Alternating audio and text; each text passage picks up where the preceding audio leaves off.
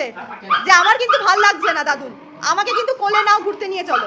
অনেকক্ষণ ধরে দাদুনকে বলেছে, দাদুন পাত্তা দিচ্ছে না। আর একে দেখো, দেখো ও সহ্যের সীমা শেষ। রাই হচ্ছে বুবুকে বকছে যে দাদুন আমাকে নেবে, দেখো কামড়াচ্ছে, দাদুনকে কামড়াচ্ছে, বুঝেছো? দাদুন পাত্তা দিচ্ছে না, কোলে নিচ্ছে না, খুব রেগে গেছে,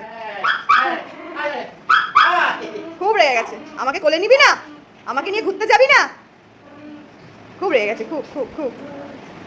বাবা রে, মটকা পুরো গরম। তাও কিন্তু দেখো ওইভাবে কামড়াচ্ছে না, মানে এটা মানে জাস্ট দাদুনের উপর অভিমান করে। ব্যাস, ওকে একটু ঘুরিয়ে নিয়ে আসো, ওকে ঘুরিয়ে নিয়ে এসে রাইকে ঘুরিয়ে নিয়ে আসবা, তারপরে তুমি ঠেকে যাবা।